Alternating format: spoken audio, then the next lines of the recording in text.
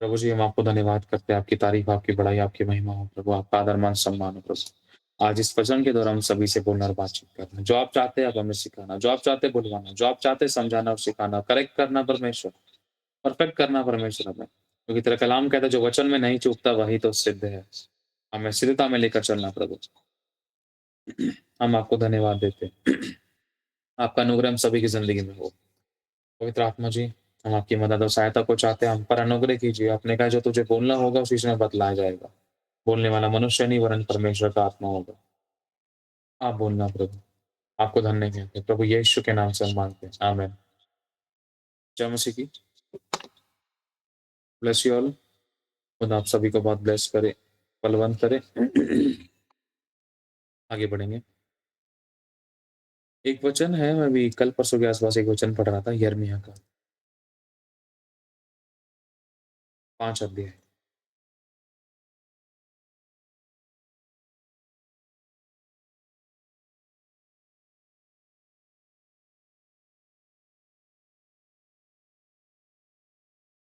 पहले ऐसे पढ़ेंगे।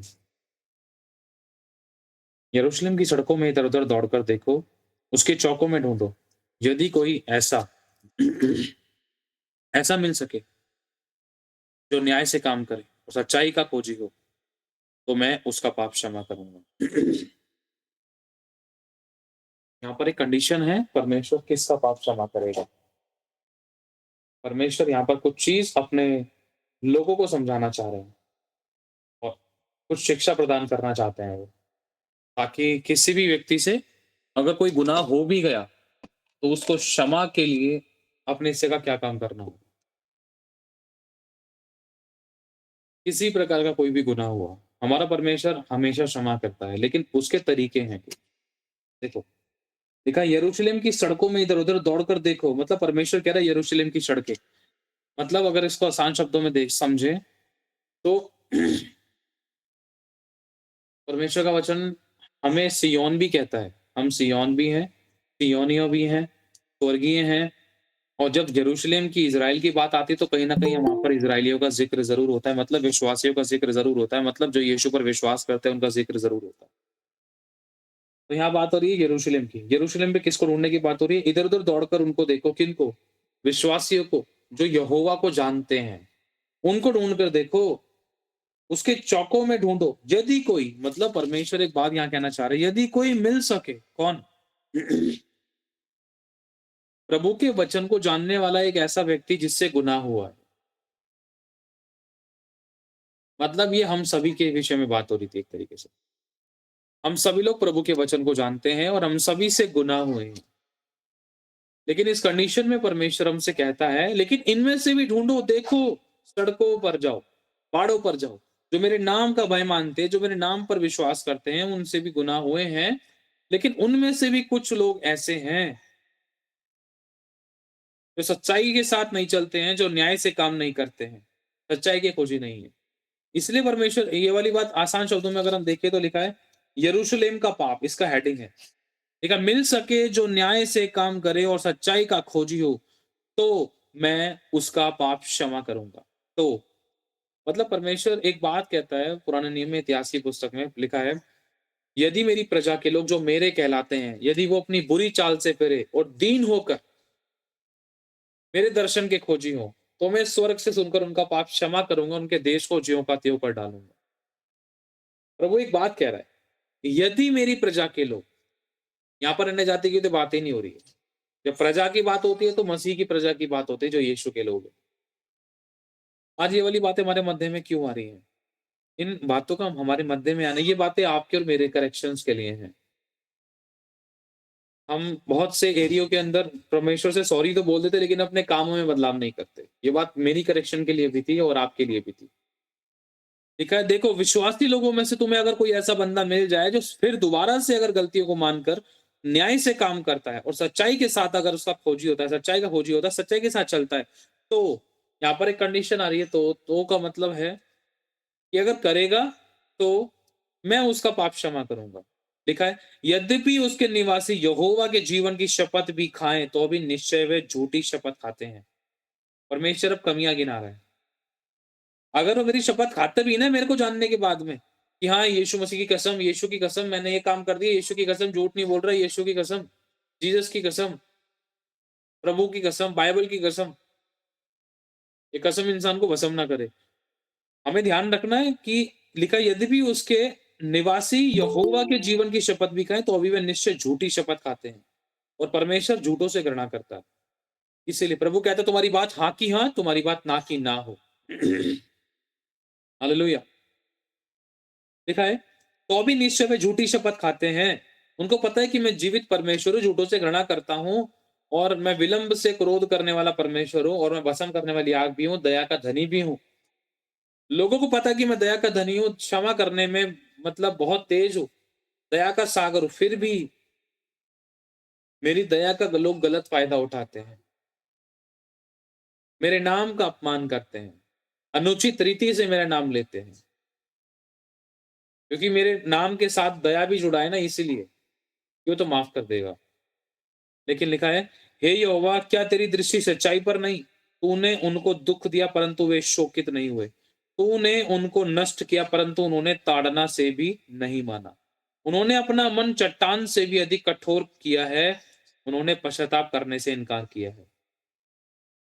पश्चाताप करने का तरीका क्या है? ध्यान से समझना। मान लो मैं आप लोगों में से किसी के घर पे आया, मैंने आपके किसी के सोने के कड़े चुराए या फिर मैंने आपका बटुआ चुरा लिया या मैंने आपके घर की कोई कीमती चीज़ चुरा ली है, ठीक है? तो चुरा ली मैंने, लेकिन जैसे ही आपको पता चला कि शैंकी भाई ने चोरी की है, आपने क्या किया? शैंकी भाई से बात की, शैंकी भाई आपने हमारा सामान चुराया है, ऐसे नहीं करे करो, ये बात अच्छी नहीं। अब मैंने सुन तो लिया, मैंने बोल दिया हाँ ठीक है, ये लो अपना सामान पकड़ो। है? और इसके बाद मैं उन गलतियों से उस चोरी के कामों से बाज नहीं आया। मैंने सच्चाई के साथ काम नहीं किया। उस गलती से उस मेरे गुनाह के पकड़े जाने से मैंने अपने गुनाह को नहीं छोड़ा। उस पर काम नहीं किया। अब ये गुनाह कोई भी हो सकता था।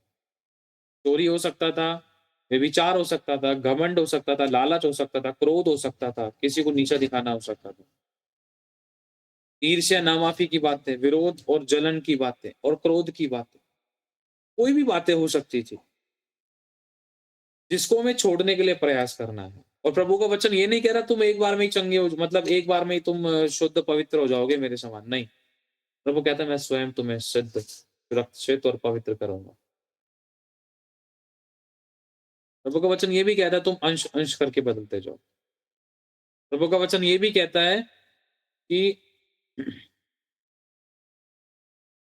अ, अगर हम ध्यान से देखते हैं, अनुभव से उसकी सिद्ध और भली-भाँति इच्छा को मालूम करते जाओ, कि हाँ, परमेश्वर की क्या इच्छा है, कि हम और किस तरीके से पवित्रता में चल सकते हैं। अरे हाँ, पहले तो चलो 50% पाप किए थे, अब तो चलो 10% पे आ गया। अब और भी जो कमी है उसको निकालना है। हाँ, परमेश्वर तू और कितना गंभीर है मुझे बता।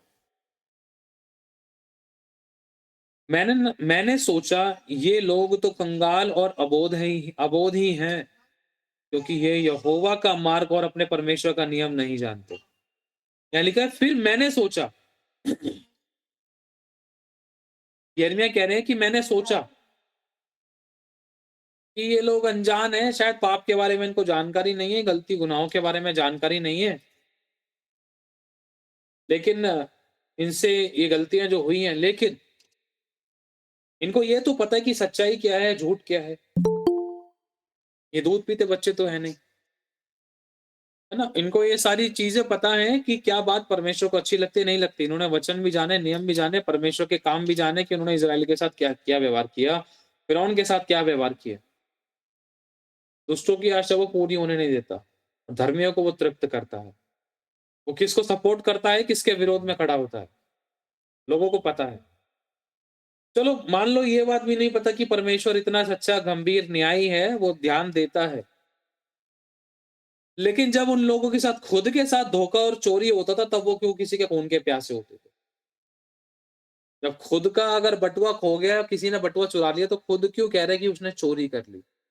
हमें दूसरों की चोरी चोरी दिखाई दे रही है, लेकिन जब हम चोरी कर रहे हैं, जब हम व्यभिचार कर रहे हैं, जब हम उल्टी-सीधी हरकतें कर रहे हैं, वचन के विरोध में काम कर रहे हैं, तब हम ये क्यों नहीं देखते कि परमेश्वर की दृष्टि में हमने गुनाह किया है?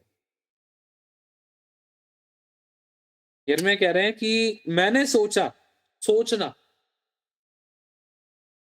यिर्मयाह ने सोचा कि चलो क्या पता इनको पता ना हो, लेकिन अगर रोमियो की पत्री पहला अध्याय पढ़ते हैं ना, तो उसमें देखो एक बात लिखी है।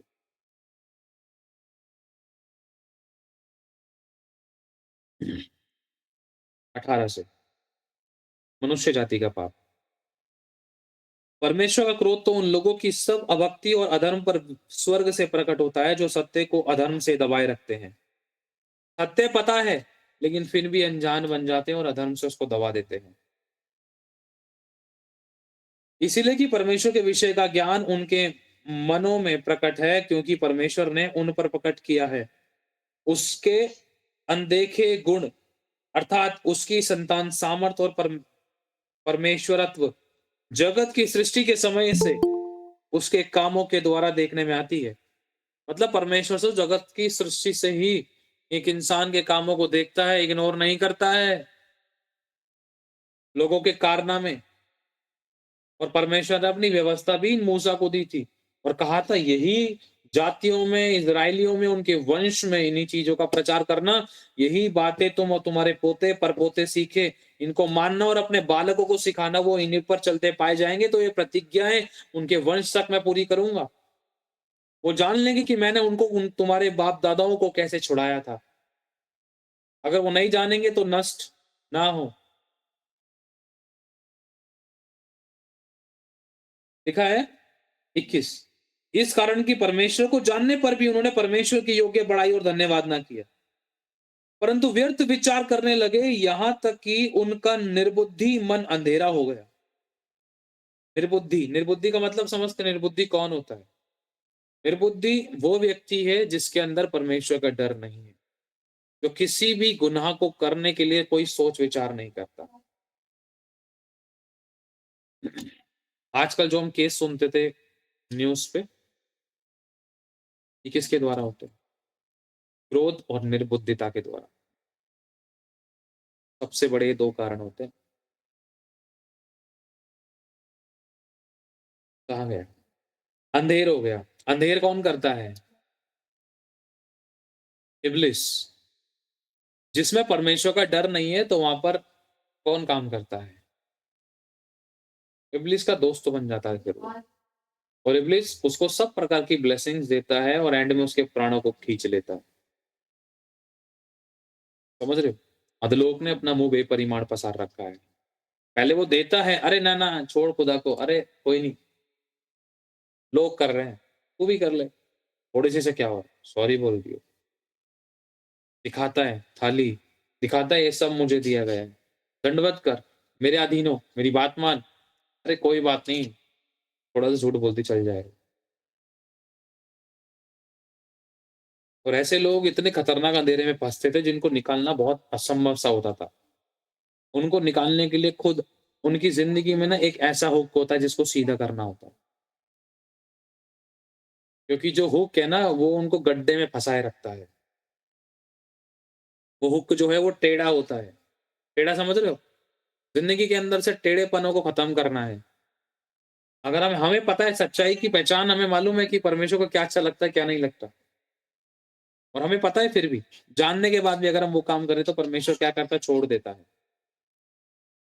वो वो दंड भी नहीं देता कई बार वो, लेकिन वो छोड़ देता है। दंड वो इसलिए नहीं देता, क्या पता आगे चलकर मन फिरा लिया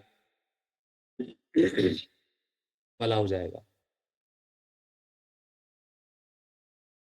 परमेश्वर अपनी सहनशीलता के कारण हमें नष्ट नहीं करता, लेकिन हमसे सहन नहीं होता तो हम मिनट में बंदे को ब्लॉक कर देते हैं, मिनट में किसी को भी चटका देते थे।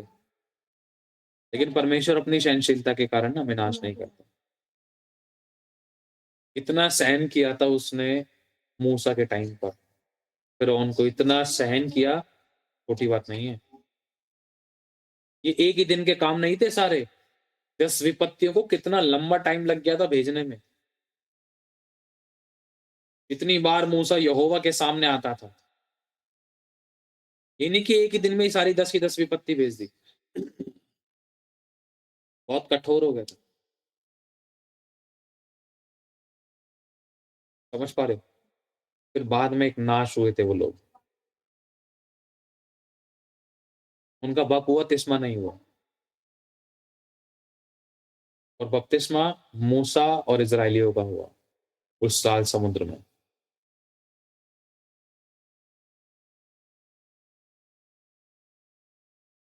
और वे अपने आप को बुद्धिमान जताकर मूर्ख बन गए और अविनाशी परमेश्वर की महिमा को नाशवान मनुष्यों और पक्षियों और चौपायों और रेंगने वाले जंतुओं की मूर्तों की समानता में बदल डाला।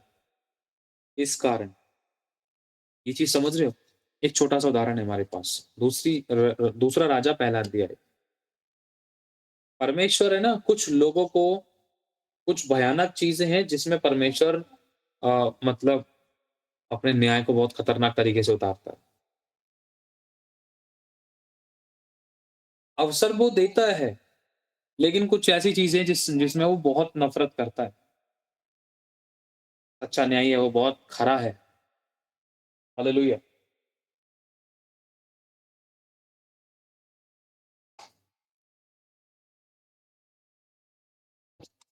एक सेकंड।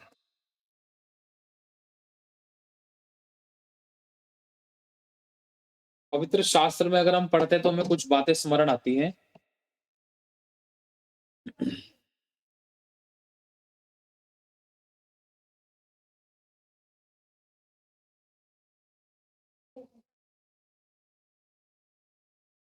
हुँ। अगर हम कुछ बातों को स्मरण करते हैं ना, तो हमें याद आती हैं कि कुछ 4 से 5 बातें, 5 से 7 बातें ऐसी थी जिसमें परमेश्वर बहुत मतलब कुछ बातें सहने से बाहर हो जाती थी परमेश्वर की। क्यों?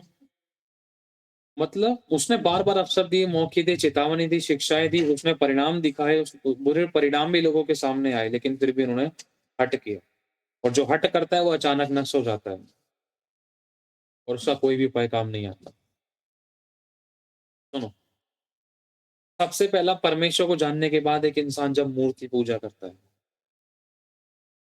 बहुत दुःख होता है खुदावंद को, क्योंकि उसने अपने अपने इकलौते पुत्र को दिया है और उस खुदा ने अनंत जीवन दिया, पाप क्षमा किए, उद्धार किया। मनुष्य ने कुछ नहीं दिया खुदा को और वो दे भी नहीं सकता। लेकिन खुदा ने इतनी दया की कि अपराधों को काली घटा के समान मिटा दिया और याद भी नहीं किया, लेकिन फिर भी एक इंसान 2 मेज़ों में पैर रखता है, तब खुदा का दिल बहुत दुखता है, मूर्ति पूजा करता है। दूसरा, भूत साजने वाले जो लोग होते हैं, भूत साधने वाले, अगर आसान शब्दों में देखें, जो भूतों को बुलाते हैं, भूतों की नियुक्ति करते हैं, भूतों को भेजते हैं। नफ़रत करता है खुदावन ऐसे लोगों से। ये अपनी और दूसरों की ज़िंदगी का बर्बादी का कारण बनते हैं। तीसरा, ऐसे लोगों से भी परमेश्वर नफ़रत करता है, जिनको सच्चाई की पहचान पता है, जिनको पता है प्रभु यीशु मसीह परमेश्वर है, बहुत कुछ, और फिर भी वो जादू, टोने, तंत्र मंत्र विद्याओं में चले जाते हैं। दिल दुखता है खुदा का, क्योंकि इसमें खुदा का नाम निंदित होता है। वचन प्रभु यीशु को बपतिस्मा लेने के बाद, जानने के बाद अगर ये सब चीज़ों में अगर इंसान चला जाता है, ये 3 कंडीशन ऐसी हैं जिसमें खुदा अपना हाथ हटा लेता है। एक और कंडीशन, जो अपनी तकलीफों में, अपने परेशानियों में किसी गुरु, बाबा, अम्मा से पूछने के लिए जाता है मसीह को जानने के बाद भी, कि मेरा क्या होगा? ठीक कब होऊँगा? ये तकलीफ दूर कब होगी? पता है कि यहोवा के अलावा कोई छुड़ा नहीं सकता। आश्चर्य कर्म का कर्ता केवल यहोवा है। उसके हाथों से कोई छुड़ा नहीं सकता। पता है, उसके अलावा कोई चंगाई देने वाला, छुटकारा देने वाला नहीं है। दुष्ट आत्माओं से इलाज करने वाला नहीं है। फिर भी हम बातों में बहला फुसलाकर कहाँ चले जाते हैं? चलो उस गुरु बाबा अम्मा के पास चलते हैं, उस ईश देव के पास चलते हैं। खुदा को दिल दुखता है। हमारे पास खड़े उदाहरण है इसके। पवित्र शास्त्र में दूसरा राजा पहला अध्याय, एक राजा था, अपनी अटारी पर से गिर गया था, डिसबैलेंस हुआ, गिर गया। गिर गया, उसको इतनी खतरनाक चोट लगी कि वो समझ लो मरने पर ही था, मरा नहीं था। मतलब मरने पर, मतलब उसकी हालत बहुत खराब हो गई थी, कहने का मतलब। और जब उसने अपने सिपाहियों से बोला कि कि तुम्हें एक काम करना है, कि सुनो, मेरी कंडीशन ऐसी है, जाओ तुम एक काम करो, पूछ के आओ। किससे? जाओ अपने आसपास में कोई बाल देवता हो, अपने आसपास में कोई देवता हो, कि याजक से पूछ कर आओ कि मेरा क्या होगा, कब तक जीवित रहूंगा। अगर हम ध्यान से इस बात को देखते हैं तो ये बात यहोवा को पता चल गई। यहोवा ने एलिय्याह से कह दिया, एलिय्याह जा, सुन, अब तू उसको बोल दे कि क्या पूरे इज़राइल में यहोवा और उसका नबी नहीं है, जो तू किसी देवता के पास पूछने के लिए भेजता है कि तू मरेगा या जीवित रहेगा। तुम जीवित है परमेश्वर को, सर्वशक्तिमान खुदा को जानने के बाद भी उसकी तरफ तुम अपनी पीठ कर रहे हो। अब उसने अपना हाथ तेरी तरफ से हटा लिया।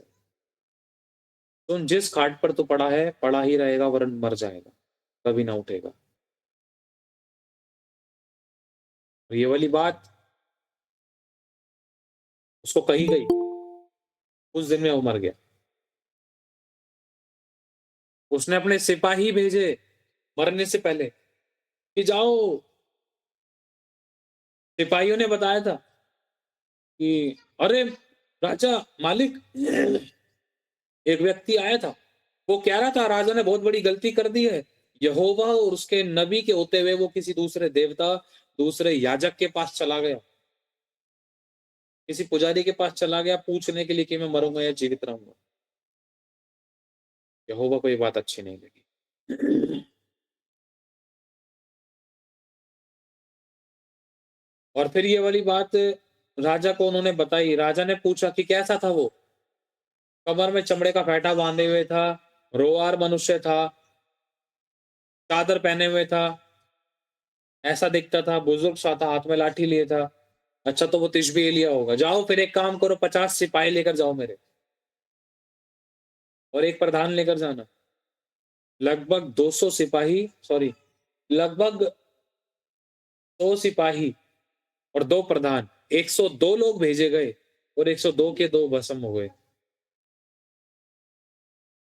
और तीसरी बार जब दोबारा से भेजा गया, 50 सिपाहियों को और एक प्रधान को, तो परमेश्वर ने कहा था कि चल जा। तो एलिय्याह नीचे उतर कर आया। अब एलिय्याह ने ये वाली बात उसको बोली, सिखाया, शिक्षा दी, तूने क्या किया, नहीं बचेगा। समझ पा रहे हो? ये कुछ कंडीशंस ऐसी होती है जिसमें खुदा अपना हाथ हटा लेता है लोगों से। और परमेश्वर का कलाम यिर्मयाह की पुस्तक पता नहीं यहेजकल में एक बात कहता है, ढूंढता हूं, मिलता है तो मिल गया। 2:26, इज़राइल दंड के योग्य है, लिखा है, जैसे चोर पकड़े जाने पर लज्जित होता है, वैसे ही इज़राइल का घराना राजाओं, हाकिमों, याजकों और भविष्यद्वक्ताओं समेत लज्जित होता है। लिखा है, वे काट से कहते हैं तू मेरा बाप है। किसको कह रहा है प्रभु? इजरायलियों से कह रहा है कि इजरायली लोग जो प्रभु को जानते हैं, वो काठ, पत्थर, लकड़ी, मूर्तियों से कहते हैं कि तू मेरा बाप है। तो यहोवा को अपना बाप नहीं कहते, जिसने सबको बनाया, जिसने पृथ्वी को तान रखा है, अपनी सी को, समुद्र उसकी सीमाओं को नहीं लांघता, जो तारों को नाम लेकर बुलाता है, सूर्य उसके बिना आज्ञा के उदय नहीं होता। उस खुदा को त्याग कर ये लोग पीट करी इन्होंने अपनी। वे काट से कहते हैं, परमेश्वर बता रहा है इजरायलियों के बारे में, इजरायली दंड के योग्य क्यों रहा? वे काट से कहते हैं तू मेरा बाप है, और पत्थर से कहते हैं कि तूने मुझे जन्म दिया है। तो प्रभु कहता है इस प्रकार उन्होंने मेरी ओर मुंह नहीं करा, अब अपनी पीठ फेर ली है। परंतु जब वो खुद विपत्ति में पड़ते हैं, अपनी विपत्ति के समय तू मुझे क्यों पुकारते हैं? अपनी विपत्ति, दर्द, पीड़ाओं, अटैक में, रोग, महामारी, महारोगों में, दर्द, पीड़ाओं में, समस्याओं में, अपने दुखों, आंसुओं में, धड़कते अंगारों में, वो मुझे क्यों पुकार रहे हैं? वो अपने देवता को क्यों नहीं पुकार रहे हो? परंतु विपत्ति के समय वो कहते हैं उठकर हमें बचा। विपत्ति के समय कह रहे हैं यहोवा हमें बचा ले, तो ही है बस। लिखा है, अब बच्चे उनको जवाब मिलता है, परंतु जो देवता तूने बना लिए हैं वे कहाँ रहे अब? कहाँ है वो? जो देवता इतने सारे लाखों करोड़ों हजारों तूने जो देवता बना लिए हैं, कहाँ गए वो देवता? क्या तेरी मदद के लिए, तेरे आंसू में, तेरे दुख दर्द पीड़ाओं में, अटैक्स में, बीमारी महामारी मार रोगों में तेरे एक भी खड़ा नहीं हो रहा? क्या तुझे एक भी नहीं छुड़ा रहा? क्या तुझे एक भी चंगा नहीं कर रहा? क्या एक में भी तेरे पापों को क्षमा करने की सामर्थ्य नहीं है? क्या किसी एक ने भी तेरे से ये वायदा नहीं किया कि मैं तेरे पापों को क्षमा करूंगा और उद्धार करूंगा, नरक से बचाऊंगा और तुझे चंगा करूंगा इसी घड़ी? कहाँ है? जो देवता तूने बना लिए हैं वो कहाँ रहे? यदि वो तेरी विपत्ति के समय उठकर तुझे बचा सकते हैं तो वो अभी उठे, अगर उनमें दम है तो। ये मैं नहीं कह रहा, बाइबल कह रही है। तो अभी उठे, क्योंकि सुन, इज़राइल किससे कह रहा है प्रभु? अपने लोगों से कह रहा है, इज़राइलियों से कह रहा है, विश्वासियों से कह रहा है। देखो, यीशु मसीह को जो लोग जानते नहीं प्रभु, उनसे नहीं कह रहा। जो लोग यीशु को जानते हैं प्रभु, उनसे कह रहा है, भाई तुम मेरे को जानने के बाद भी तुम ऐसी जगहों पे क्यों जा रहे हो? और जब तुम्हारी तकलीफें बढ़ जाती, लिखा है जो दूसरे देवताओं के पास जाता है उनका दुख बढ़ जाता है।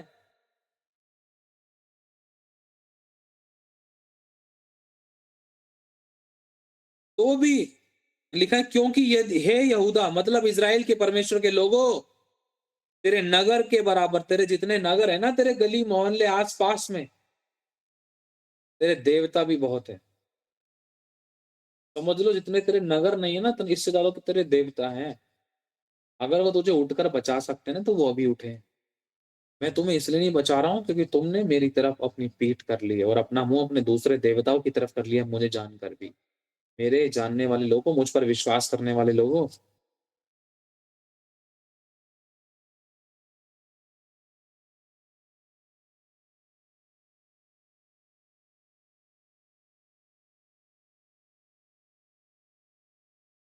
लिखा है, परंतु उन सबों ने मिलकर, हाँ, छठी आयत में पढ़ेंगे, यिर्मयाह 5 अध्याय 6। इस कारण वन में से एक सिंह आकर उन्हें मार डालेगा, निर्जल देश का एक भेड़िया उनका नाश करेगा, एक चिता उनके नगरों के पास घात लगाए रहती है, और जो जो कोई उनमें से निकले वह फाड़ा जाएगा, क्योंकि उनके अपराध बहुत बढ़ गए हैं और वे मुझसे बहुत ही दूर हट गए हैं। मैं कैसे तेरा पाप क्षमा करूं? पूछ रहा है परमेश्वर, बात कर रहा है।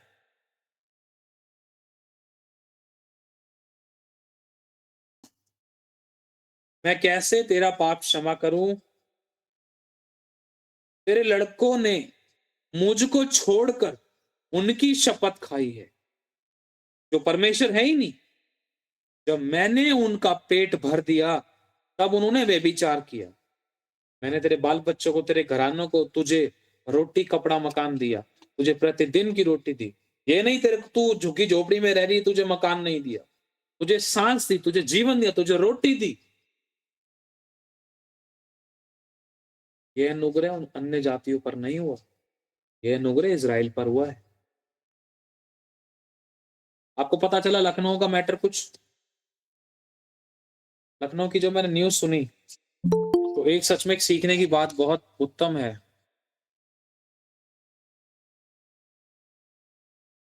कि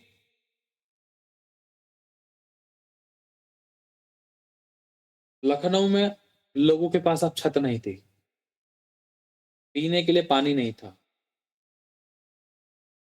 पानी पीने के लिए कोई बर्तन नहीं था, सोने के लिए कोई तकिया और बिस्तर और कंबल नहीं था। मोनिका सिस्टर कह रही है उनके घर के पास ही हुआ है। बहुत से लोगों के साथ बहुत कुछ हुआ है, जिनके पास, मतलब, कोई अरेंजमेंट नहीं है, और बहुत दुखद भरा रहा है। बहुतों के साथ बहुत दुखद भरा रहा है। जो कल तक अपने घरों में थे, वो अचानक बेघर हो गए थे। मोनिका सिस्टर बता रही छोटे बच्चे जल गए। सुनो, सभी लोग ध्यान से देखो, एक चीज है हमारे सीखने के लिए।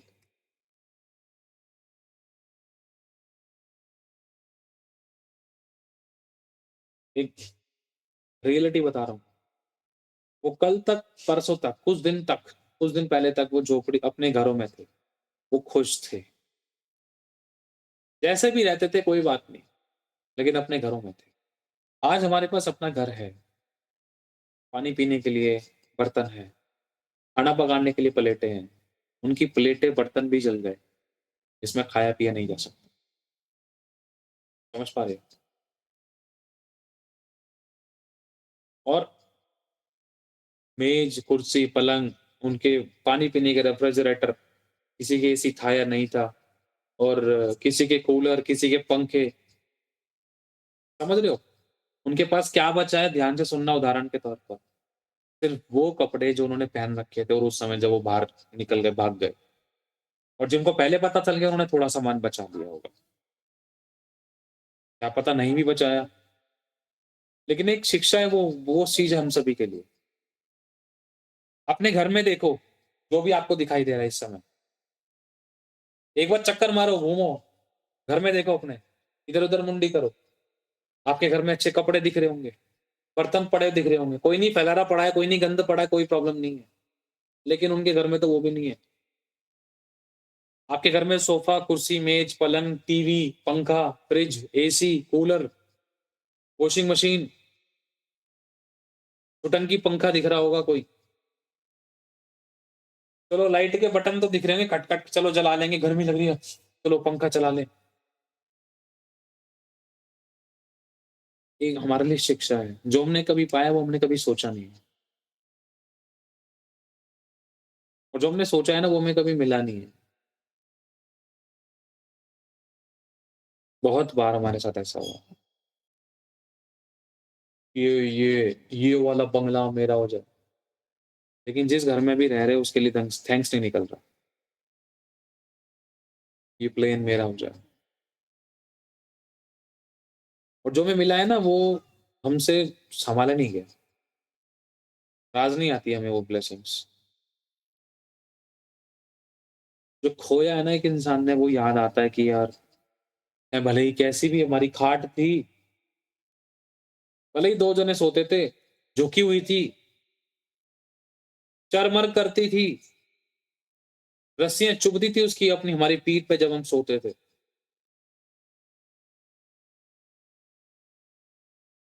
गिलासों के लिए मैं अपनी पत्नी से लड़ता था।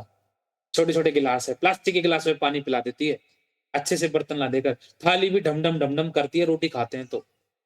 प्लेट भी सही से नहीं दे रखी है। इतना घर के अंदर तेल रखा है लेकिन सब्ज़ी में तेल अच्छे से नहीं डालती, नमक भी नहीं डालती।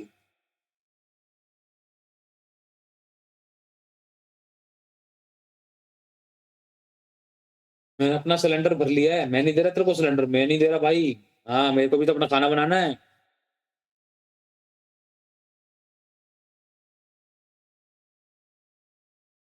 बहुत सारी चीज़ें ऐसी होती हैं हमारे पास जिसको हम शेयर कर सकते हैं, काफ़ी हद तक।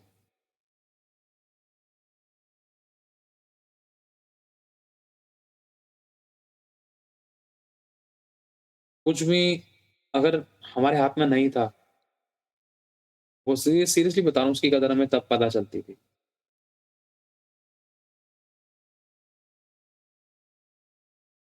हालेलुया! और हमारे परमेश्वर ने हमारे साथ कितना किया है, वो हमें याद दिलाता है कि उसने हमारे साथ कितना किया है। उसने हमें हमेशा क्षमा की है। कोरोना के समय में मुर्दों का शिकार ही नहीं होने दिया, मृत्यु का शिकार ही नहीं होने दिया। कितनी बार हॉस्पिटल गए लेकिन सही सलामत वो लेकर आए। कितनी बार ट्रैफ़िक्स में गए, कितनी बार आना-जाना हुआ हमारा गाड़ियों से। पता चल रहा था यहाँ से ये इसका एक्सीडेंट हुआ था, वहाँ से उसका एक्सीडेंट। कल भी सीरियसली बता रहा हूँ, कल हम कहीं गए थे। आ रहे थे ना रास्ते में, एक स्कूटी थी, पता नहीं वो बाइक सी थी, मतलब मॉडिफाइड बाइक स्कूटी थी वो, थोड़ी नई थी। तो क्या कहते हैं वो गिरी पड़ी थी और थोड़े लोग वहाँ पर उठा रहे थे। और कल परसों के आस-पास मैंने एक वीडियो देखा, एक बहुत खतरनाक था और ये मेरे लिए थैंक्सगिविंग है। बहुत बार कई बार हम लोग सड़क पार करते हैं, फैमिलीज़ को ले जाके साइड लेके जाते हैं और ट्रक इतने बड़े होते हैं, कई बार एक बंदा कि साइड इधर कहाँ-कहाँ ध्यान देगा। और ट्रक के लेफ्ट साइड, राइट साइड और बैक साइड ये डेंजर ज़ोन होते हैं, जिससे हम छोटी बाइक वालों को सँभल के निकलना पड़ता है। कार तो इनको दिख जाती है लेकिन बाइक है ना ट्रक से छुप जाती हैं, दाएँ-बाएँ से। बाइक होगी, स्कूटी होगी, स्कूटर हो गए, साइकिल हो गई। और बड़ा खतरनाक मोमेंट कल मैंने देखा वीडियो में। हमें परमेश्वर ने लाखों बार बचाया। हर बार परमेश्वर ने बचाया, हर बार। हम ये ना सोचे हम सही सलामत गए, रोड तो बिल्कुल खाड़ी पड़ा था। कुछ नहीं हुआ, कोई गाड़ी नहीं चली। अरे हाँ, सही चलाने आना चाहिए।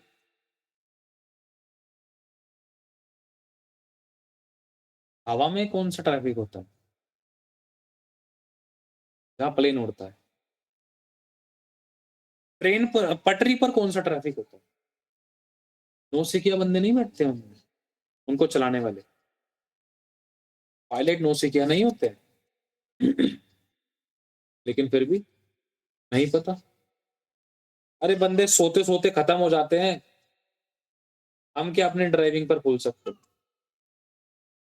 हालेलुया! समझ पा रहे हो? हम पर दया परमेश्वर की दया से होती है। हम अपने कामों पर नहीं भूल सकते हैं। हम ये ना सोचे कि मुझे गाड़ी अच्छे चलाने आती है भाई, तभी बचा पड़ा हूँ। नहीं, परमेश्वर के दूत हमारे चारों दिशाओं में चलते हैं। परमेश्वर की रूह हमारा रूह हम पर कब्ज़ा करती है। वो लोगों के टाइम टेबल को चेंज कर देता है, 1-1, 2-2 सेकंड में। किसी को कहाँ रुकवा देता है, किसी को कहाँ रुकवा देता है, किसी की गाड़ी कहाँ कहाँ से मुड़वा देगा, किसी कहाँ से मुड़वा देगा। इस प्रभु को पता है, ये गाड़ी तेज़ आ रही है और इसको अगर यहाँ पर मैंने 5 मिनट रेड लाइट पे नहीं रोका ना, तो ये मेरा विश्वासी चोट खा सकता था इससे, क्योंकि उसका रूट यहाँ से सेट है। और इस तरीके से इनका बिल्कुल टाइम सेट बैठ रहा है कि बंदा गायब है इसमें से, खत्म है।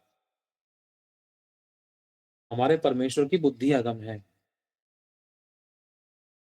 जिस प्रकार से आज जो सोशल नेटवर्किंग इंटरनेट को जो इतनी पावरफुल तरीके से जानते हैं, जो प्लेन को उड़ाने वाले लोग हैं और जो जमीन पर जो बैठते हैं लोग, जो प्लेन की रिकॉग्नाइज करते हैं सारी की सारी, जब वो लोग प्लेन के बारे में बताते हैं कि एक प्लेन यहाँ से आ रहा है, एक प्लेन यहाँ से आ रहा है, दोनों को साइन देते कि नहीं तुम थोड़ा साइड चेंज करना, सामने से आ रहा है, तो हमारा परमेश्वर नहीं करता क्या? सोचकर देखो, कैसे वो टाइम टेबल सेट कर लेता है। हालेलुया! जहां आग लगनी होती है 100% चांस होते हैं वहां कुछ भी नहीं बिगड़ता। जहां नहीं लगनी होती वहां हल्की सी चिंगारी से भी आग लग जाती है, आंच से भी आग लग जाती है। हालेलुया! समझ पा रहे हो?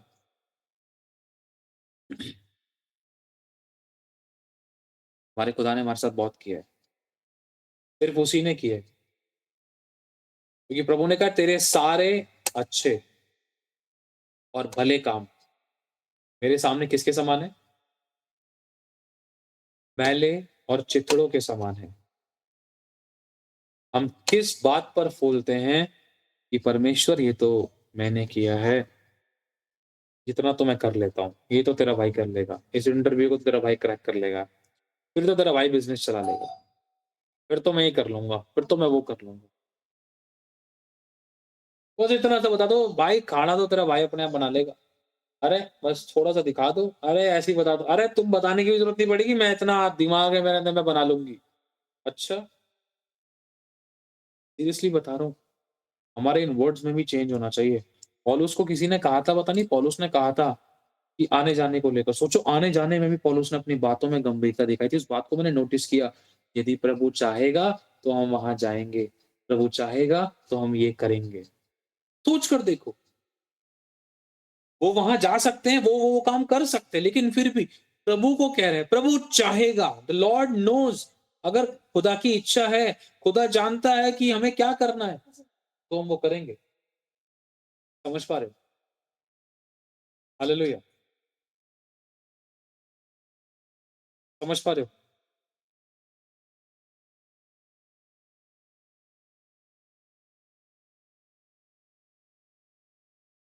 करो। हालेलुया!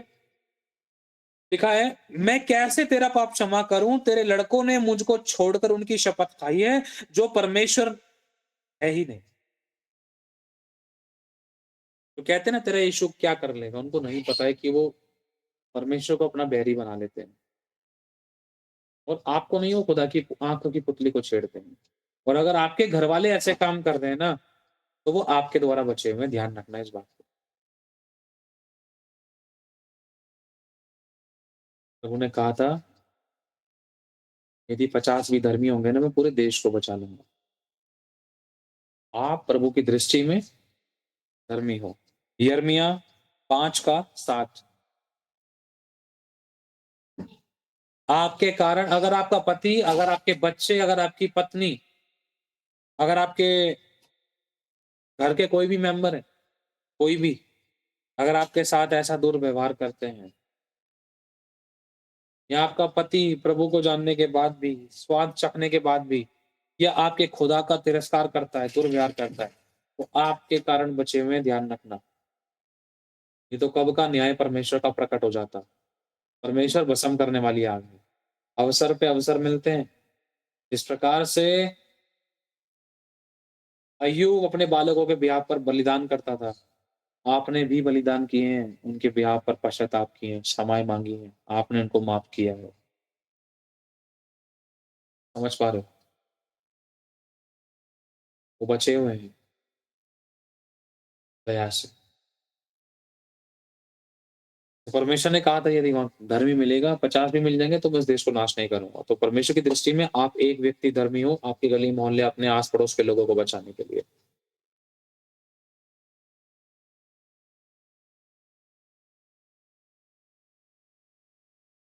जब मैं उनका पेट भर दिया, तब उन्होंने व्यभिचार किया। 2 प्रकार के व्यभिचार हैं, एक शारीरिक और एक आत्मिक। खुदावन को जानने के बाद दूसरे ईश्वरों के पास जाना, ये एक आत्मिक व्यभिचार है। और वेश्याओं के घरों में भीड़ की भीड़ जाते थे, आपके साथ हाथ मिलाने वाली बात। वे खिलाए-पिलाए, बेलगाम घोड़ों के समान हो गए। वे अपने-अपने पड़ोसी की स्त्री पर हिनहिनाने लगे। क्या मैं ऐसे कामों का उन्हें दंड ना दूँ? पता है यिर्मयाह बात कर रहा है यहोवा से। परमेश्वर उनको नहीं पता है, उनको समझा दे, क्या पता नहीं पता हो। और परमेश्वर कह रहा है, देख उन्होंने ऐसे-ऐसे काम करे, तो कितनी पक्ष लड़ेगा उनकी? कितना तो उनके लिए पश्चाताप करेगा, कितना तो उनको छुपाएगा कि अनजान है, नादान है। नादान है ये नादान करते हैं ऐसे काम। व्यभिचार करना, दूसरों की स्त्री को छेड़छाड़ करना, दूसरों के पुरुषों को छेड़छाड़ करना। क्या मैं ऐसे कामों का उन्हें दंड ना दूँ? यहोवा की यह वाणी है, क्या मैं ऐसी जाति से अपना बदला ना लूँ? हालेलुया! अभी हमें इस चीज़ से क्या शिक्षा लेनी है? 2-3 काम करने हैं। पहला, हर एक बात में परमेश्वर को धन्य कहना, जो हमारे पास है।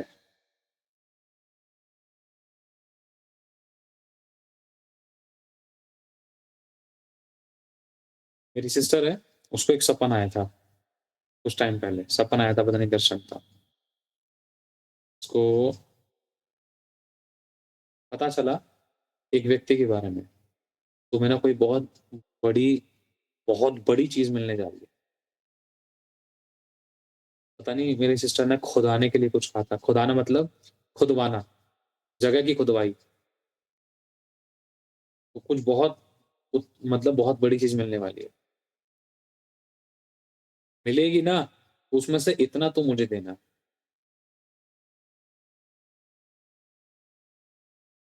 समझ रहे हो? और क्या कहते हैं, मतलब उसने अपने लिए भी नहीं, उसने किसी और चीज़ के विषय में। लेकिन उस आदमी ने खुदवाई करी, सोने की उसको वो मिली, सोने की वो क्या क्या कहते हैं उसे, मोहरें, पुराने समय की मोहरें। लगभग 4000 पता नहीं, बहुत सारी थी, हज़ारों थी। लेकिन उस व्यक्ति के मन में चोर आ गया, लालच आ गया और जितनी उससे मेरी सिस्टर ने माँगी थी, उतनी नहीं दी उसने, सिर्फ़ पता नहीं 10 दी या 11 मोहरें दी। और सोच कर देखो, शायद उसके बाद में चेक कराया, पता नहीं कब चेक कराया, पता चला कि वो सब पीतल की निकल गई। पिछले महीने के आस-पास की बात है।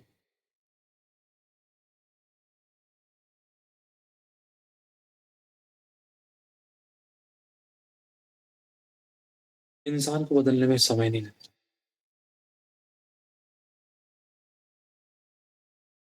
हालेलुया!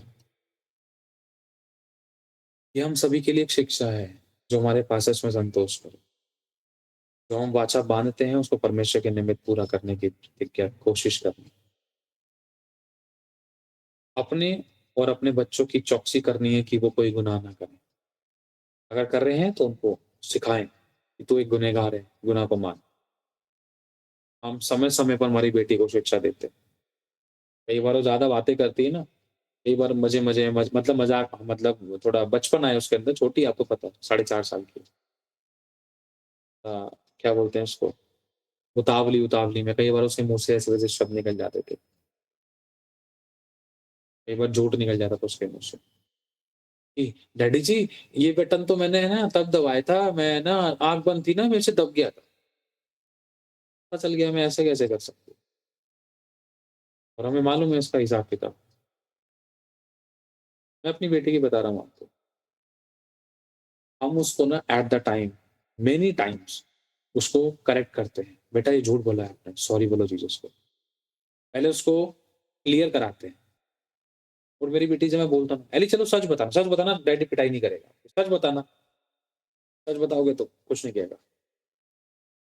हाँ डैडी, अब मैं उसने पहले पहले तो उसने झूठ बोल दिया, लेकिन जब उससे मुझे अंगीकार करवाना है कि हाँ प्रभु डैडी मैंने झूठ बोला, मैं उससे बुलवाता हूँ। "एली आपने दबाया? सच बताना कुछ नहीं कहूँगा।" देखो बस आँख बंद है तो सोते हुए तो नहीं दबा सकते, देखो डैडी सोता है ना तो ऐसे फ़ोन कहाँ चला सकता है ना? तो एटलीस्ट सही-सही बताओ। आपने चल थोड़ा-सा दबाया था? हल्का सा दबाया था? चलो थोड़ा-थोड़ा, हल्का-हल्का ऐसे करके मतलब उससे मैं कन्फेस कराता हूँ। इसको पता चले और वो सच बोलना सीखे। हाँ, डैडी थोड़ा-सा दबाया था या नहीं दबाया था? हाँ या ना? हाँ, डैडी दबाया था। सॉरी बोलो जीसस, झूठ नहीं बोलना। जीसस आपको चीज़ें कैसे देगा? ब्लेस कैसे करेगा? कलर कैसे देगा? प्रिंट कैसे निकालेंगे फिर हम आपको? कलर कैसे करोगे फिर आप? वो ब्लेसिंग कैसे मिलेगी? सिखाते हैं उसको। कई बार उसकी बहुत सी गलतियाँ होने की वजह से ना उसको ब्लेसिंग नहीं मिली है। हमारी बेटी की ब्लेसिंग है ना मतलब समझ लो बहुत बार डिले हुई थी। परमेश्वर किसी का पक्षपात नहीं करता, वो सच्चा न्यायी है।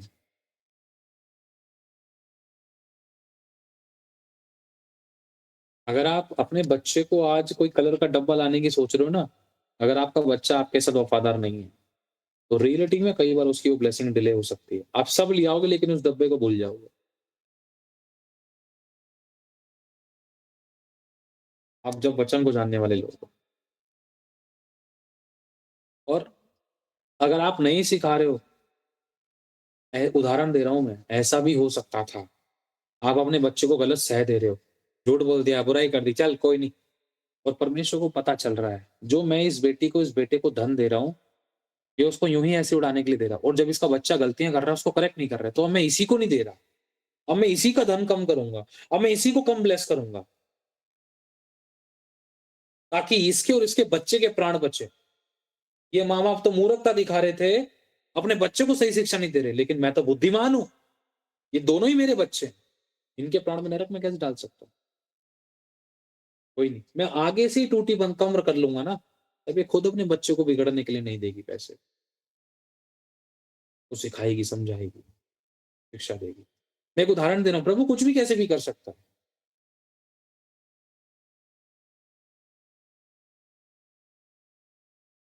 मान लो उदाहरण के तौर पर कह रहा हूँ मैं, नहीं मत मानो, एक उदाहरण दे रहा हूँ। आप हो, आपका बच्चा है, आप अपने बच्चे को रोज़ ₹10 देते हो, रोज़ चॉकलेट खा के आता है, अच्छी बात है।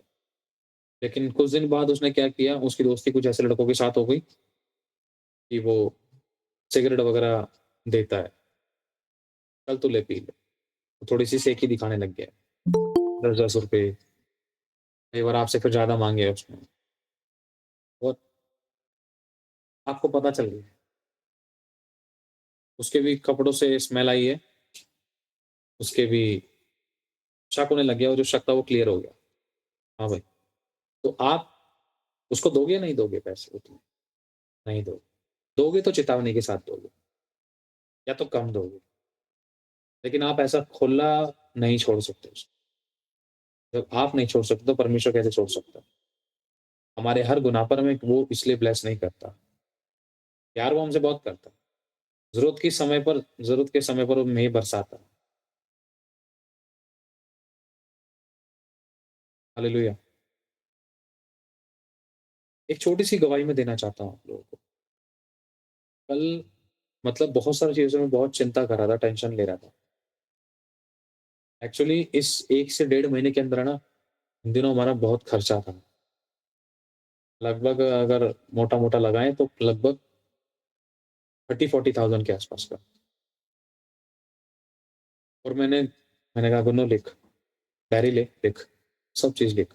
मन अंदर से भरा हुआ था और अच्छा नहीं लगता कि बात-बात पे रोना और कितना कंट्रोल कर सकता है इंसान। लेकिन परमेश्वर ने मुझे बहुत सामर्थ्य दी। बहुत मन भरा लेकिन एक होता है ना बाप के सामने खोल देना, लेकिन नहीं, अच्छा नहीं लगता। क्योंकि फैमिली है ना, बच्चा है, वाइफ है, तो क्योंकि परमेश्वर ने मुझे हेड बनाया। लेकिन एक हेड कितना कंट्रोल कर सकता है? मैंने कहा गुन्नू लिख और मैं कंट्रोल बहुत कर रहा था अपने ऊपर। परमेश्वर ने मुझे अनुग्रह दी।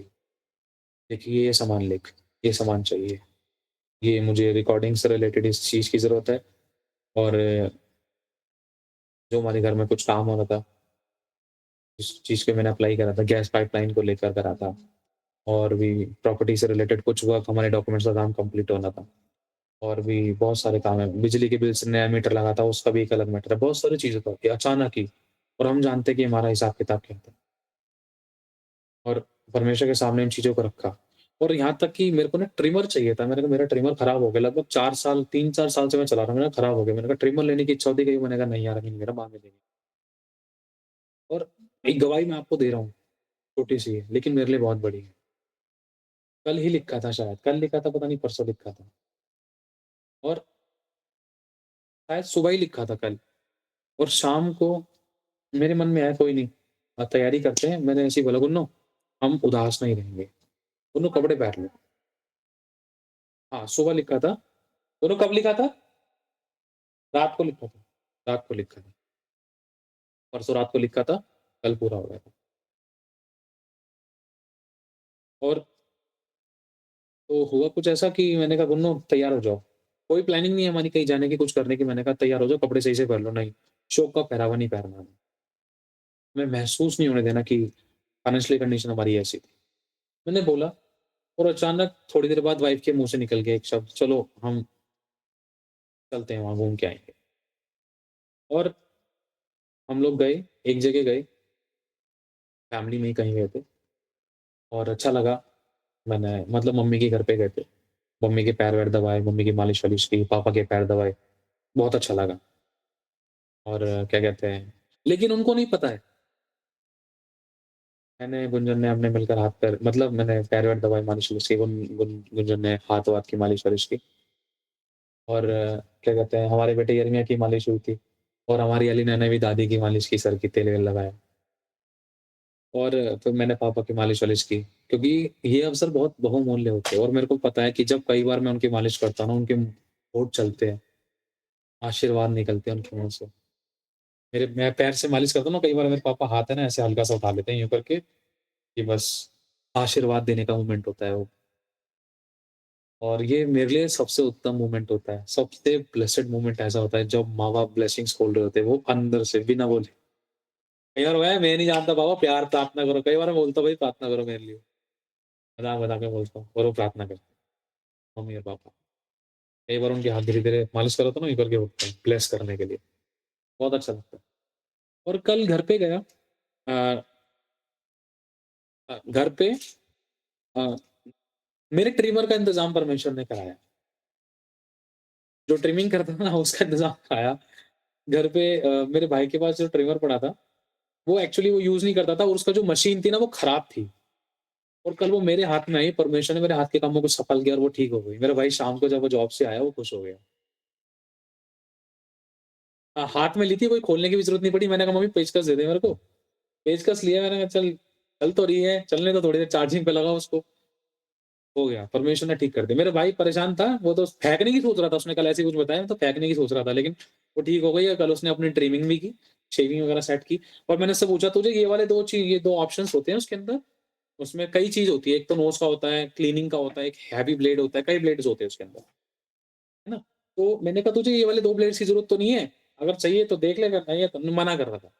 तो मैं तो हो गया, मैंने तो सेटिंग-वेटिंग करके रख ली, धो-धा के रख लिया भाई, क्लीन हो गया, ब्लेस कर दिया।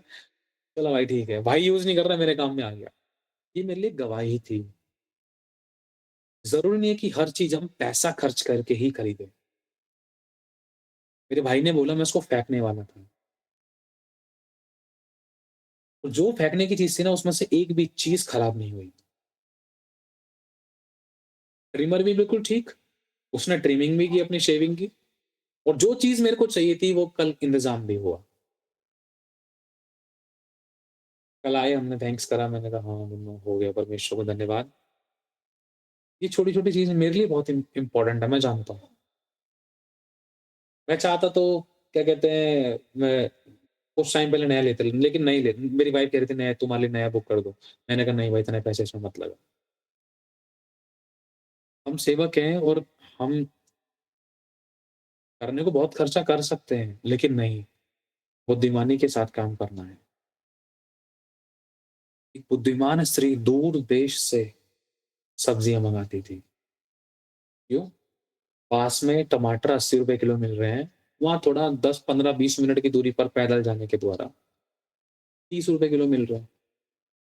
₹50 का फ़ायदा हो गया। और टमाटर ही नहीं हुआ, दुनिया भर की सब सब्ज़ी मिल जाएगी, कई दिन का हिसाब-किताब हो जाएगा। सस्ते में सब्ज़ी मिल जाएँगी, अगर हम किराए भी लगाएँ तब भी हमारे पैसे बच जाएँगे। समझ पा रहे हो? तो परमेश्वर ने हमारी ज़िंदगी में काम किया, ये मेरे लिए गवाही थी, ये मेरे लिए एक साइन था। मैंने माँगा, ट्रिमर तक लिखा था मैंने डायरी के अंदर। एक स्प्लिटर होता है, स्प्लिटर, 170-80 का आता है, वो तक भी लिखा था मैंने। प्रभु ये भी चाहिए। तो मैं रियलिटी बता रहा हूँ, आपको सुनने में ऐसा लगेगा कि ब्रदर कैसी बात कर रहे हैं। सिम्पैथी गेन नहीं, मैं एक उदाहरण देना चाह रहा हूँ, क्योंकि क्या कहते हैं, कई बार मन में लगता था नहीं यार ये चीज़ नहीं, क्योंकि मेरे को पता है मेरा हिसाब-किताब कितना था। और फिर उसके बाद क्या कहते हैं, मैंने क्या कहते हैं, मैंने वो लिखवाया, और फिर आज बस ये है, बुक कर दिया। ₹180 के आस-पास का था। वो इसलिए, 1 सेकंड, वो इसलिए कि क्या कहते हैं, क्योंकि मैं कैसियो में जब क्या कहते हैं, बजाऊँ तो मेरे को ना मतलब कंटीन्यूअसली वो सुनाई भी दे और वो रिकॉर्ड भी हो, वो इसलिए था। हालेलुया!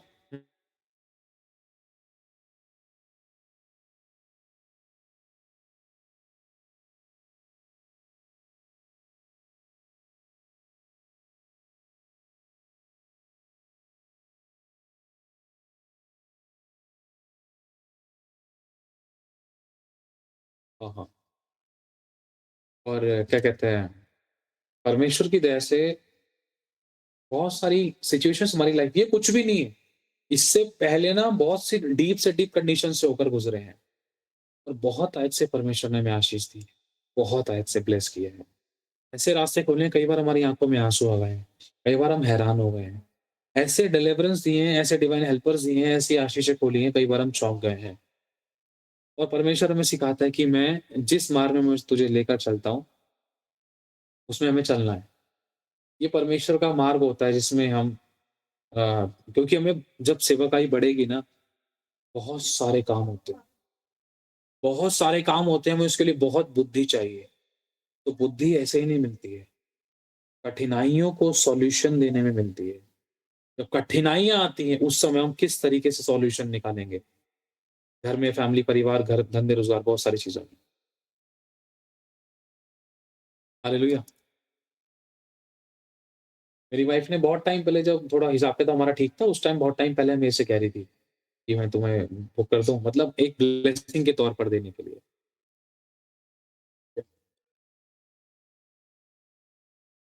समझ पा रहे हो?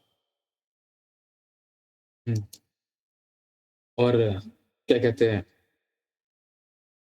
मेरी वाइफ़, मतलब मेरी वाइफ़ को ही मैंने नोटिस किया है। बहुत सारी बहनें यहाँ पर हैं हमारे बीच में, जो बहुत महँगी-महँगी चीज़ें जब उनको दिखती है, लोग खरीद रहे हैं, लेकिन उसी सेम रेट के अंदर वो कई बार वो चीज़ नहीं लेती, नहीं बहुत महँगा। मैंने मेरी वाइफ़ को बहुत बार नोटिस किया, नहीं ये बड़ा महँगा है, इतना ही का नहीं है ये।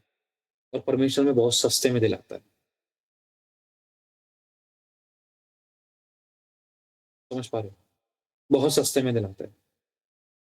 कई बार मैं बोलता हूँ गुन्नो ये ले ले, कई बार प्यार आता है मन में यार नहीं यार तू अच्छा सा ये ले ले, वो ले ले। वो कहती है नहीं, नहीं महँगा है। कई बार वो मेरे लिए बोलती है नहीं, नहीं मैं महँगा है भाई, छोटा थोड़ा ऐसा ले। समझ पा रहे हो? हम दोनों को पता है कि चारों तरफ मैनेजमेंट करना है लेकिन प्यार भी आता है। लेकिन फिर भी कोई नहीं बोल देते हैं। और एक मोमेंट हमारे साथ एक नहीं कई मोमेंट हमारे साथ ऐसे रहे, पुराना टाइम की विश्वास की बात बता रहा हूँ, कि मेरी वाइफ़ का विश्वास परमेश्वर ने बहुत इंक्रीज़ किया। उस समय एक ये मोमेंट था कि इसके मन में कुछ आता था कि मेरे को ना आपको ब्लेस करना है और हालाँकि अकाउंट में बहुत कम पैसे होते थे और और हमें खर्चा-पानी बहुत देखना लेकिन मन में आ रहा है कि आपको ब्लेस करना है। कई बार परमेश्वर मेरी वाइफ़ से मेरे विषय में घटी में बोलने के लिए कहता था। तुम अपना 3 पीस सिलवाओ, 2 पीस 3 पीस या जो भी है, जितना भी खर्चा आएगा तुम करो, वो परमेश्वर करेगा। या ये काम खरीदो, ये खरीद लो, वो खरीद लो। जो चीज़ ज़रूरी है, भाई प्रभु के दास हो, जो चीज़ ज़रूरी है वो होनी चाहिए। नशे में नहीं उड़ा रहे तुम। सिगरेट, गांजा, शराब, दारू, सट्टे में नहीं उड़ा रहे। गलत कामों में नहीं उड़ा रहे। प्रभु को पता है प्रभु का बेटा किस चीज़ के लिए कर रहा है और प्रभु ने मेरे मन में डाला तो मैं करूँगी क्योंकि प्रभु मुझे ब्लेस करेगा और मैं किसी के लिए मैं प्रभु के दास के लिए कर रही हूँ। गलत कामों के लिए नहीं और मुझे अगुवाई में होकर चलना है। मेरी वाइफ़ ने किया। एक नहीं कई बार मोमेंट हुए जैसे ही इसने बीज बोने की शुरुआत करी ना, रास्ते खुलना शुरू हुए। डिवाइन हेल्पर्स आए। चौंक गया मैं भी खुद। वाह! क्या विश्वास है भाई। अभी तो पूरी पेमेंट भी नहीं दी, बस हमने शुरुआत ही किया है, ये लो। रास्ते खुलना शुरू हो गए। डिवाइन हेल्पर्स मिलना शुरू हो गए। फेवर मिलना शुरू हो गए। हमने ऐसे भी फेवर देखे हैं, जो सामान अगल-बगल वाला बंदा 4-5 हज़ार महँगा खरीद के लेकर आया, वही सामान हमें परमेश्वर ने 4-5 हज़ार सस्ता दिलाया है। ऐसे डिस्टेंस दिखाता है परमेश्वर। हमारे पास जो है उसमें हमें थैंक्स करना है। एक बात मैं आप लोगों से कहना चाहता हूँ कि जब कभी भी आपको लगता है कि आपके पास सूट नहीं है, साड़ी नहीं है, पंखा नहीं है या TV, fridge, AC, washing machine नहीं है, जो सच में आपके लिए ज़रूरत है, आप उनको लिखो, प्रभु के सामने आओ। सास-ससुर, दीदी-भाभी, अम्मा-पापा से किसी से कोई हेल्प नहीं लेनी है। अगर वो खुद से दे रहे हैं हेल्प, चल मैं तेरी हेल्प कर देती हूँ, तो डिनाई नहीं करना। परमेश्वर किसी के द्वारा भी रास्ते खोल देता है, लेकिन आपको खुद से उनकी ओर नहीं ताकना है। आप लिखो, परमेश्वर रास्ते खोलेगा। आप बोलो परमेश्वर से, वो देगा। समझ पा रहे हो? छोटी से छोटी चीज़ आप बाप से बोलो। वो एक व्यक्ति है, को एहसास कराओ कि तू मेरे आस-पास है, तू मेरे बगल में, मैं तुझसे बात कर रहा हूँ। कई बार मैं अकेले में बात करता हूँ, कई बार मेरा मन करता है थोड़ा-सा मन ऐसा-वैसा होता है ना, मन करता है कई बार बाहर चले जाओ, थोड़ी देर घूम के आओ, बाइक पे चले जाओ, किसी पार्क में घूम के आओ, बात करो। एक बार की बात है मैं बहुत डिप्रेस्ड था, कुछ बहुत तगड़ी टेंशन में था मैं, बहुत तगड़ी टेंशन में था मैं और क्या कहते हैं, मैं पार्क चला गया और वहाँ अकेले बैठ के मैं रो रहा था और फ़ोन में ही पता नहीं कोई वचन पढ़ के वचन पढ़ते-पढ़ते बात कर रहा था प्रभु से, मैं बोल रहा था रोते-रोते, मेरा फ़ोन मेरी जेब में था शायद, मेरे हाथ में ध्यान नहीं आ रहा, लेकिन मैं रो रहा था। मैं बहुत दुखी था उस टाइम पे। ये बात है शायद 2-3 साल पहले की है, 2 साल पहले की होगी। तो रो रहा था और रोते-रोते परमेश्वर ने मुझसे बात की, मुझे एक सॉल्यूशन दिया। मेरे फ़ोन में एक मेरे पास मैसेज आता है और उससे मुझे फ़ील हो गया, सच में मेरे बगल में तू था परमेश्वर, तू है। और मैं इतना भर गया उस समय परमेश्वर के उस प्यार से, मैं आया तो था थोड़ी देर बाहर निकल के घर से, किसी प्रेशर, किसी दबाव से दबकर, ना बाप को कह सकता, ना माँ को कह सकता, ना बहन को कह सकता, ना विश्वासी को कह सकता, ना अन्यजाति से कह सकता, क्योंकि हम सिखाने वाले हैं। मैंने कुछ करनी है बात, हमें सिर्फ यीशु से बात करनी है। निकल जाओ उसके लिए, कभी मौका मिलता है कमरा बंद कर लिया करो। मौका मिलता है थोड़ा पार्क में टहल लिया करो। सब चीज़ हर किसी के साथ शेयर मत करा करो। मैं गया तो पार्क में रोते हुए था, आँसू के साथ था, दुखी था, बहुत प्रेशर, टेंशन में था। लेकिन जब मैं बैठ के उठा ना मैं, ऐसा लग रहा है कि पता नहीं कितना बड़ा बोझ मेरे कंधे पर से, मेरे पीठ से प्रभु ने उठा लिया। इतने बड़े सॉल्यूशन के साथ परमेश्वर ने मुझे वापस भेजा, शांति के साथ। शांति थी मेरे अंदर, मेंटल पीस था कि हाँ, कोई है मेरे पास में, जो ये सब हैंडल करता है और कर सकता है, जो अब तक करते आ रहा है, जो मुझे भी हैंडल कर रहा है। ये तो कब का सुसाइड कर लेता। हालेलुया! आपके और मेरे पास जो भी है उसमें हमें थैंक्सगिविंग करना है, विश्वास योग्य रहना है, अपने बच्चों को सही शिक्षा देनी है और अपने घराने के लिए पश्चाताप करना है, माफ़ी माँगनी है। हालेलुया! अपने लोगों के लिए माफ़ी माँगनी है। नहीं पता पीठ पीछे क्या कर रहे हैं। और आप एक प्रार्थना ज़रूर करिया करो, उस प्रार्थना को हम करते हैं, प्रभु, अगर किसी ने हमारे बारे में कोई गलत शब्द बोया है या बोला है, जिसकी वजह से हमारी लाइफ में कोई प्रॉब्लम थी, घटी थी या दिक्कत थी या नुकसान उठा रहे थे हम, या हमारे शब्द कुछ ऐसे निकले जिसके कारण हम नुकसान उठा रहे थे या प्रॉब्लम्स में थे, किसी भी प्रकार से, प्रभु, हमारे उन सारे गलत शब्दों को हम नष्ट करते हैं। और प्रभु, दूसरे लोगों के बोए गए सारे गलत बीज जो हमारे लाइफ के किसी भी एरिया के खिलाफ थे, सारे गलत बीज नष्ट हो जाए। किसी के भी कुछ गलत कहने से, गलत बोलने से, गलत सुनाने से, गलत सुनने से हम पर कोई भी बुरा प्रभाव नहीं पड़ेगा। समझ रहे हो? हालेलुया! परमेश्वर को धन्यवाद हो, परमेश्वर की तारीफ हो, परमेश्वर की बड़ाई हो। सभी लोग समझ रहे हो इस बात को? ये प्रार्थना आप लोगों को ज़रूर करनी है। मान लो आपके पति ने कह दिया, देर से ज़्यादा पैसा है, किसी और से कह दिया बाहर, देर से ज़्यादा पैसा है, खुदा को वो बात उनकी अच्छी नहीं लगी और आप घटी देखने लग गए उसी दिन से, कुछ ही दिन में। तुरंत आपको बोलना है, प्रभु मेरे हस्बैंड के पाप क्षमा कर। मुझे नहीं पता उन्होंने किसके विषय में क्या बोला है। मुझे नहीं पता परमेश्वर या किसी और ने इनको कुछ बोला है। हँसी-मज़ाक में किसी ने भी कुछ घर परिवार, फैमिली, पड़ोसी-वड़ोसी ने कोई गलत शब्द बोले हैं, खोले हैं, मैं कैंसल करती हूँ। समझ रहे हो? लोगों को पता भी नहीं रहता, अपनी ज़ुबान के कारण वो लोग घटी को देखते थे, अपनी तकलीफ़ों को देखते थे अपने जीवनों में। हालेलुया!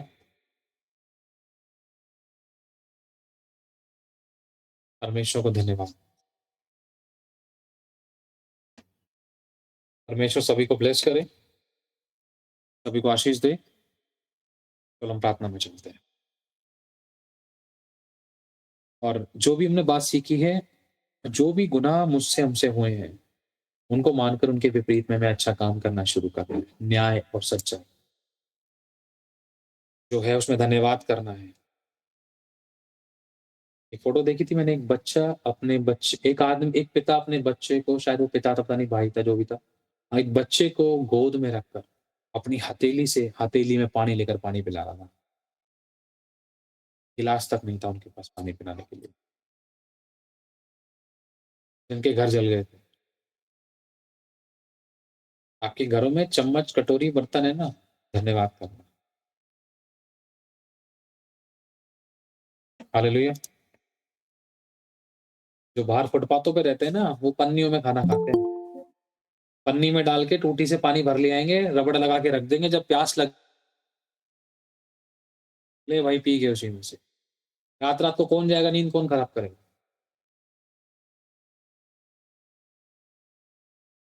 या पन्नी भी नहीं मिली कोई साफ-सुथरी, किसी की बोतल पी के किसी ने फेंक दी, उसी को पानी के पास जाके खंगाल कर भर के रख लिया अपने पास। एक व्यक्ति आया था 2-3 साल पहले हमारे घर पे, उसको बर्तन चाहिए थे। भैया हमें बर्तन दे दो, कटोरी, गिलास, थाली दे दो, ऐसे कुछ कहा। धन्यवाद है, परमेश्वर ने हमें दिया है। हालेलुया। परमेश्वर बहुत आशीष दे आप लोगों को। ऐसा लग रहा है कि बहुत बड़ी ब्लेसिंग्स आने वाली है। बहुत बड़े उत्तम जड़ों के खुलकर आशीष आने वाली है। Thank you Holi spirit. खुदावन हम तेरा धन्यवाद करें।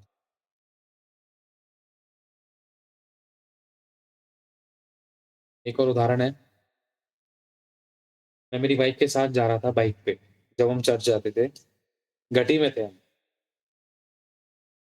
ब्लेसिंग नहीं थी उस टाइम, मतलब बहुत घटी थी उस टाइम पे और हम बहुत परेशान थे, लेकिन चर्च जा रहे थे शायद। हाँ, चर्च जा रहे थे। रेड लाइट के पास आने से पहुँचने से पहले हमने ये कहा था, परमेश्वर तू हमें दे ना दे, तू हमारा परमेश्वर है। दोनों बोल, परमेश्वर दे ना दे, हमारा परमेश्वर है। नहीं भी देगा तो भी हमारा खुदा है, तू ही चलाएगा। और सच बता रहा हूँ, जो ब्लेसिंग हमारी उस दिन आनी थी, उस दिन नहीं आई। हम परखे गए कि क्या करोगे? कुड़कुड़ाओगे तो नहीं, जो तुमने शब्द बोला क्या उस पर टिके रहोगे? नहीं दूँगा तब भी परमेश्वर रहूँगा या विरोध विरोध करोगे? अगला दिन लगा। परमेश्वर ने देखा ये कुछ नहीं कर रहे, ठीक है। परमेश्वर ने अपनी इच्छा अनुसार हम पर हमें ब्लेस किया। अपराजिता सिस्टर हैं, इनके हस्बैंड हैं। मान लो इनको सैलरी मिलने वाली थी। आज इनकी सैलरी आने वाली है या कोई गुड न्यूज़ आने वाली है इनके घर में और बहुत खुश है। गुड न्यूज़ आने वाली थी सुबेरे 9 बजे। पता चला दोपहर के 2 बज गए, नहीं आई अभी भी। 4 बज गए, 7 बज गए। उन्होंने बोल दिया। शैतान तो सोच रहा है, बोल अंगीकार कर कि तेरा खुदा कहाँ दे रहा है? "ओए, कहाँ है ब्लेसिंग? तू मेरा खुदा नहीं, बोल।" लेकिन इनके मन में जो बात आती है कि प्रभु तू मुझे दे या ना दे, तू चंगा कर या ना कर, तू मेरा परमेश्वर है। दुष्ट में आग लग जाती है कि इसने विरोध क्यों नहीं किया? इतनी बड़ी गवाही इसकी ज़िंदगी में बनने वाली है।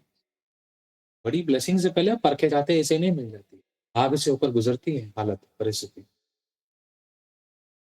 और उस दिन वो ब्लेसिंग नहीं मिली। अगर आज मिल जाती ना तो थाली के अंदर मीठा और रायता नहीं होता। सिर्फ़ नान, छोले, अचार और सलाद होती बस। लेकिन जब कल मिली तो परमेश्वर ने कहा इतना इंतज़ार किया है तो मीठा भी देंगे अब इनको। 1 गिलास रायता भी लगा लो। चल भाई चल, एक गुड न्यूज़ तो यहाँ से दे और एक गुड न्यूज़ और यहाँ से दे। चल ठीक है, अब एक काम कर, टिश्यू भी पहुँचा इनके पास, हाथ भी पोंछेंगे। ठीक है, ये भी हो गया। इनको सौंफ भी दे, सौंफ, सौंफ दे, सौंफ दे, मीठा खा लेंगे कुछ। जैसे रेस्टोरेंट में मिलता है। इन्होंने धीरज धरा है। इन्होंने तावली नहीं की। अरे रुक! इनके लिए पापड़ पैक कर फॉइल पेपर में। इनसे बोल,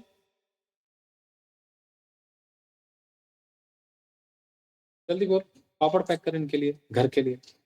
अरे इनके बच्चों को टॉफ़ी दे, टॉफ़ी की अरे टॉफ़ी रख रखी है। अपना इतना बड़ा रेस्टोरेंट है, बच्चों को एक चॉकलेट पकड़ा। बच्चों को भी ब्लेस कर, क्यों एक दिन वेट किए?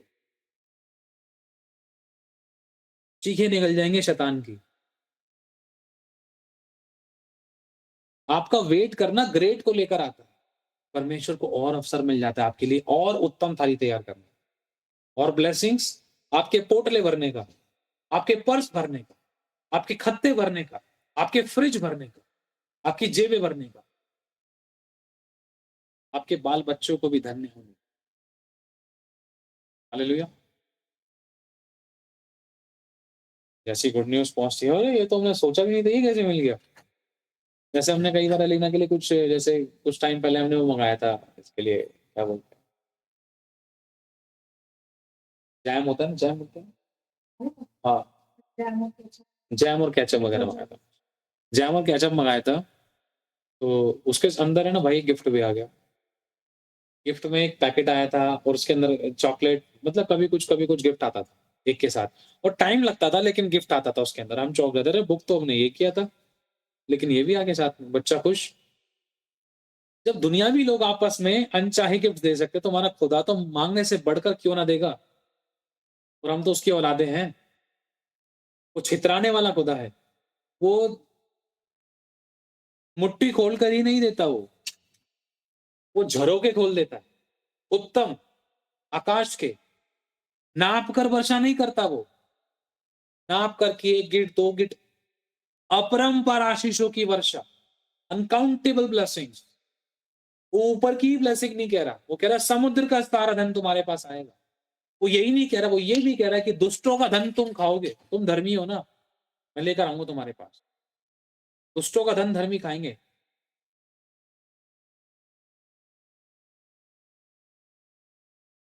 हालेलुया। चाहे तुम्हें सोना मिलेगा, चाहे तुम्हें पैसे पाएंगे, चाहे तुम्हें फोन पाएगा, चाहे तुम्हें कोई ब्लेसिंग मिलेगी, चाहे तुम्हारी सैलरी बढ़ेगी, लेकिन तुम्हें मिलेगी ब्लेसिंग, और वो स्पेशल तुम्हारे लिए होगी। तुम किसी से पूछ भी लोगे ना, लोग मना कर देंगे, नहीं नहीं हमारा नहीं है, नहीं नहीं ये बटुआ मेरा नहीं है, नहीं नहीं ये पर्स फोन मेरा नहीं है। हालेलुया।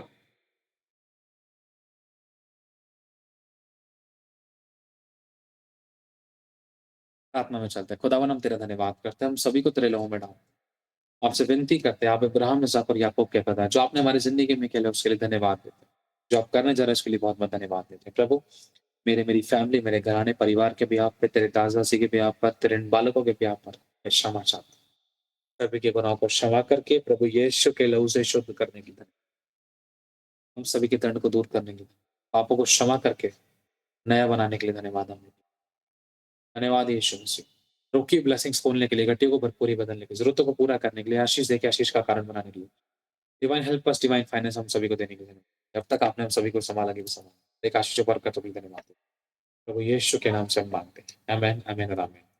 हालेलुया।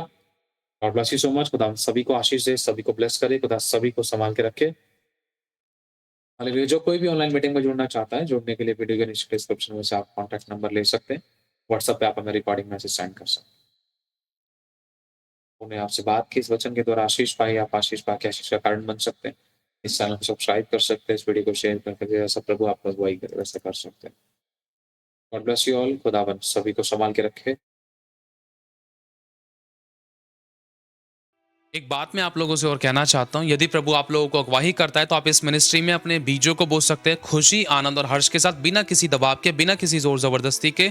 अगर आप बोना चाहते हैं तो आपको स्क्रीन पर दिख रहे बारकोड्स के द्वारा आप स्कैन करके अपने बीजों को बो सकते हैं। अगर आपको हमारी अकाउंट डिटेल्स भी चाहिए तो अकाउंट डिटेल के लिए आप वीडियो के नीचे डिस्क्रिप्शन में से आप हमारी अकाउंट डिटेल्स के द्वारा अपने बीजों को बो सकते हैं। और आप लोग अपने अपने 10वें हिस्से अपने अपने चर्चेज में दीजिए, जहाँ कहीं भी आप जाते हैं वहाँ पर ईमानदार वफादार रहें।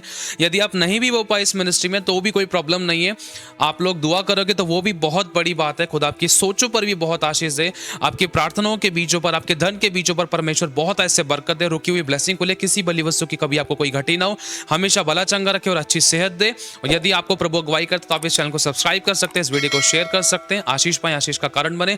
खुदा सभी को संभाल के रखे। God bless you so much. खुदा सभी को आशीष दे।